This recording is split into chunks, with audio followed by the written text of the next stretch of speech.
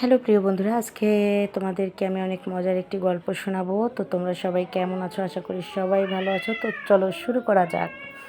প্রিয় বন্ধুরা, রাকিব আর আমি ছোট থেকে একসঙ্গেই বড় হয়েছি। রাকিব হচ্ছে আমার মায়ের বান্ধবী ছেলে। তো আমার মা আর হচ্ছে রাকিবের মা, তারা নাকি ছোটোবেলায় অনেক হেসে খেলে বড় হয়েছে। ছোট থেকে তারাও বান্ধবী ছিল। তো ওনাদের দুজনার বিয়ে একসঙ্গেই হয়। ওনারা ওয়াদা করে যে তাদের দুইজন বান্ধবীর মধ্যে যদি একজনের ছেলে হয় একজনের মেয়ে হয় তাহলে তাদেরকে বিয়ে দিবে, দিয়ে এই সম্পর্কটা ওনারা সারা জীবনই রাখতে চায়। তো যাকগে, বিয়ের পরে আমি আমার মায়ের ঘরে হয়েছি আর রাকিব হয়েছে আমার মায়ের বান্ধবীর ঘরে।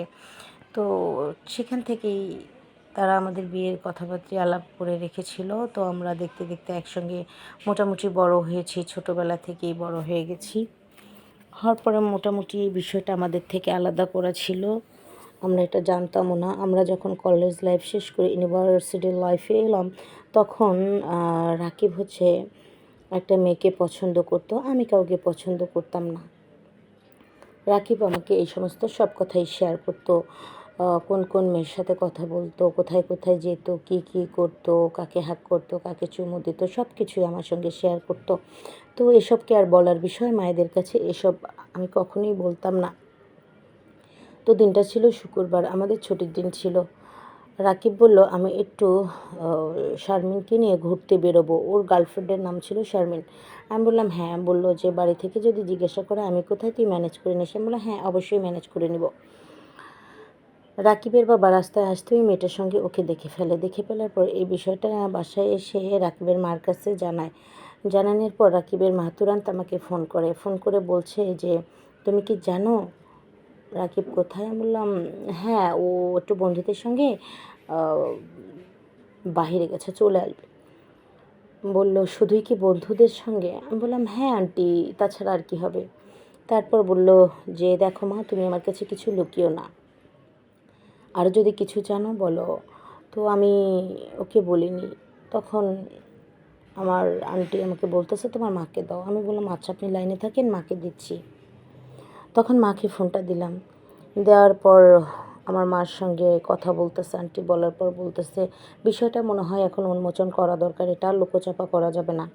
কারণ আমাদের মতামতের সাথে সাথে আমাদের ছেলেমেয়েরও মতামত নেওয়ার দরকার আছে।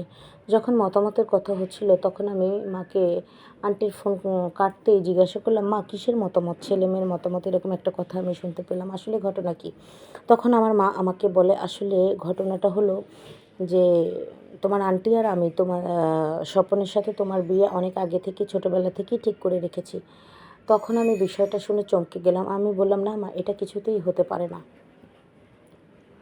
কারণ স্বপন অন্য একটা মেয়েকে ভালোবাসে, তোমরা কি করে জোরজবস্তি করে বিয়ে দিতে পারো আমাদের?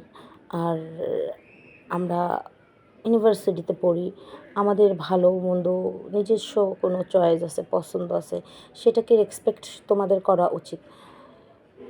বলল আসলে আমি জানতাম না যে রাকিব এতটাও বড় হয়ে গেছে। ঠিক আছে, ওর মার সাথে আমি কথা বলছি। তখন রাকিবের মাকে তুরান্ত ফোন করে আমার আম্মু। করার পর বিষয়টা জানায় যে একটা মেয়ের সঙ্গে অ্যাফেয়ার চলছে রাকিবের। জানার পর রাকিব ওদিন বাড়িতে আসে। আসার পর রাকিবের সঙ্গে আমাকে নিয়ে কথাবার্তা হয়। হওয়ার পরে রাকিব আমাকে ফোন দেয় রাতে। ফোন দিয়ে বলছে যে আমার সঙ্গে দেখা করো। আমি বাসা থেকে বের হলাম, মাকে বলে যে রাকিব দেখা করতে চাচ্ছে, আমি কি দেখা করব? বললো হ্যাঁ যাও, কোনো সমস্যা নেই। রাকিবের সঙ্গে দেখা করার পর রাকিব আমাকে বলল দেখ, আমিও ছোট থেকে তোকে পছন্দ করি, ভালোবাসি, কিন্তু আসলে বলার সাহস পাচ্ছিলাম না। আর তোকে সবসময় দেখেছি কোনো ছেলের সঙ্গে কথা বলিস না, মিশিস না। সবসময় আমি ভাবতাম যে তুই শুধু বন্ধু হিসেবে আমার সঙ্গে মিলিস। আমি যদি তোর মতো মেয়েকে আমার জীবনে পাই, দেখ পৃথিবীর সব কিছুই আমার কাছে তুচ্ছ। আমি বললাম যে মেয়েটাকে তুই ভালোবাসিস, ঘুরতে বের হয়েছিস, সেটার কি হবে শুনি? তখনও আমাকে বলল আসলে সত্যি বলতে আমি তো এখনও তাকে প্রপোজ করিনি, জাস্ট একটু ঘোরাফেরা। আমি বললাম এই যে সব মেয়েদেরকে যাকে পাস হাক করিস, চুমু দিস, এগুলো বলে জাস্ট ফান, দেখ এগুলো আর কিছুই না। আমি অনেক ভেবে দেখেছি আসলে যে কথাটা আমি কোনো দিনই তোকে বলার সাহস পাইনি। মা ইজি করে দিয়েছে অনেক। এই বলে আমাকে রাকিব হচ্ছে ওখানে জড়িয়ে ধরে অনেক চুমু দেয়। আমি বললাম ঠিক আছে ঠিক আছে, অনেক হয়েছে, আজকে বাড়ি যা, কালকে কলেজে দেখা হচ্ছে। বলার পর বলল ঠিক আছে। তো আমরা পরের দিন রীতিমতো কলেজে চলে এলাম। আসার পরে কলেজ শেষও করলাম, ও আমাকে বাড়ি পর্যন্ত ছেড়ে দিল, বাড়িতে ঢুকলো, 1 কাপ কফি খেলো, চলে গেল।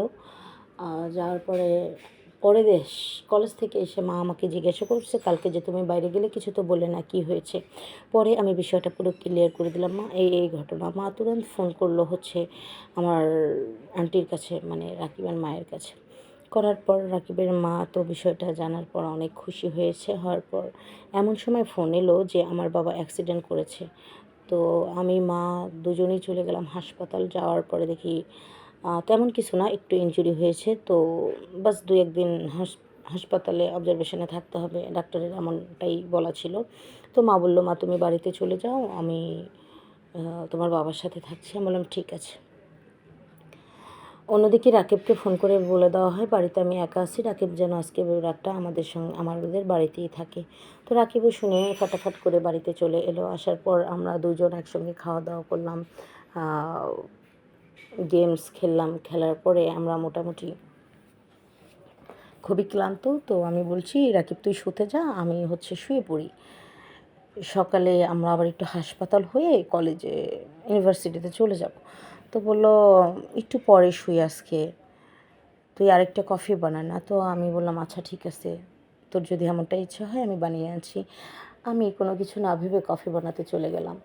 তো যখন আমি কফি বানালাম, বানানোর পরে রাকিব কফিটা খেলো, ওর সঙ্গে আমিও খেলাম। কফি খেতে খেতে ও বারবার আমার কাছে, সোফার উপরে বসেছিলাম, বারবার আমার কাছে আসতেছে। তো আমি একটু একটু সরে সরে বসছি। ওকে বলছি দেখ আমার খুব লজ্জা লাগছে, তুই কী করছিস? বললো আর লজ্জা পাস না, লজ্জার কী আছে? এই বলে কফির চুমুক শেষ করেই ও আমার হাতটা ধরে টেনে বুকে নিয়ে আমাকে পাগলের মতো চুমোতে থাকে, আর আমিও পাগল হয়ে যাই। মুখে বলছি কী করছিস, দেখ দেখ আমার খুব ভয় ভয় লাগছে, কিন্তু ও ছাড়লে তো। চুমোতে চুমোতে হঠাৎ করে ঘাট থেকে শুরু করে ঠোঁট, তা একটা পর্যায়ে পাগল হয়ে যাই। তারপরে কুচি কুচি ডালিমগুলো ও ওর মতো করে আলতো আলতো করে খাচ্ছিল। আমার খুব ভালো লাগছিল, আমি আর নিজেকে ধরে রাখতে পারছিলাম না। পরে আমি নিজেকে উজাড় করে দিই। ও এভাবেই মাসাজ করতে করতে করতে করতে করতে করতে একদম যেভাবে মুখ ব্যবহার করছে ওইভাবে হাতও ব্যবহার করছে, করতে করতে মেশিন সেট করে স্টার্ট করে দিল। যেহেতু ফার্স্ট টাইম ছিল, তো আমি এতটাই এতটাই মানে মজা পেয়েছি, যদিও একটু হালকা ব্যথা লেগেছিল। তারপর অনেক অনেক মজা করেছি আমরা সেদিন রাতে। আমরা 4 বার ছিলাম।